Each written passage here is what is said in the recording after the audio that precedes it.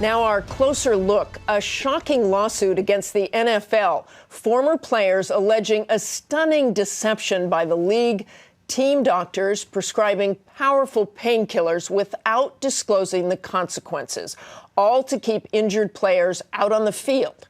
Our experts here to weigh in, USA Today columnist Kristine Brennan and former NFL player ESPN's Mark Schlereth.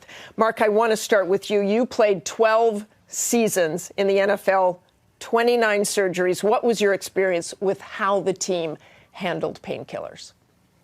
Well, first and foremost, I take personal responsibility for everything that I put into my body. And the teams that I played for, both in Washington and Denver, I had a great relationship with my athletic trainers and also with my doctors. And I knew the consequences of what I was putting into my body.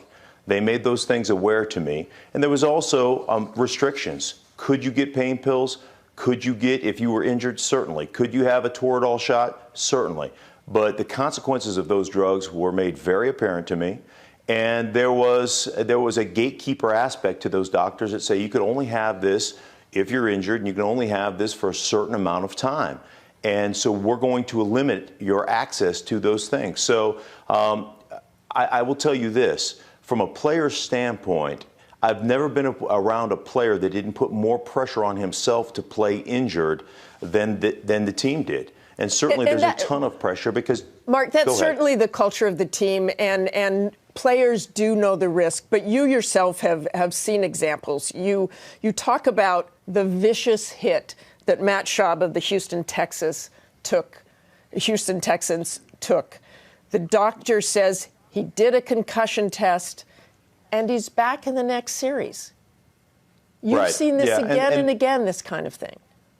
Certainly, and there is a conflict of interest, and I don't think it's a mandate from the NFL for doctors, team doctors and teams to deceive their players, but I certainly think that that's a team-by-team basis, and in that particular hit, from the doctors that I have spoken to, it is absolutely impossible to conduct a thorough investigation or a thorough concussion test while guys face down on a football field. Kristine? So those things are league issues, and they need to be addressed. So there is a certain conflict of interest that goes on to, are you protecting players, or are you protecting the team's best interest? Which is exactly what I wanted to ask Kristine. What do you think there? What do you make of these allegations? Martha, these allegations ring true. I think what we're hearing from Mark is an exemplary story. Mark had a great experience in the NFL. Obviously, what we're hearing from the plaintiffs is that they did not. And as I said, it rings true. I've covered the NFL since the 80s. I don't know anything per se. I don't know for sure. But I do know this, that the team would keep, in Washington especially, would keep injury information from the reporters. I would have to call a player in a hospital room in one case to find out what was wrong with him. Is that wrong? We don't know. But Mark is telling us a good story of his personal experience, and that's wonderful. But I think we have to listen to this. And with the concussion story and the concussion lawsuit, Martha, and now this is bad news for the National Football League. I want to switch gears just quickly, if I could, and move to the Redskins. 50 senators signed onto a letter calling on the Washington Redskins to change the name of the team. Let me get a quick reaction from both of you. Kristine, I think I know what you're going to say. Does this make a difference? This is big news.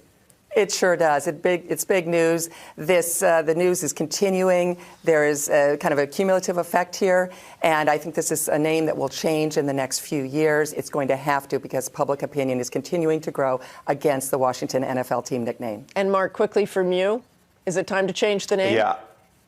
It is time to change the name. There's no question. If you research the history of that name, it's a pejorative term, and it needs to change. I mean, you would never go into a conference of Native American people and walk up in front of them and refer to them as Redskins.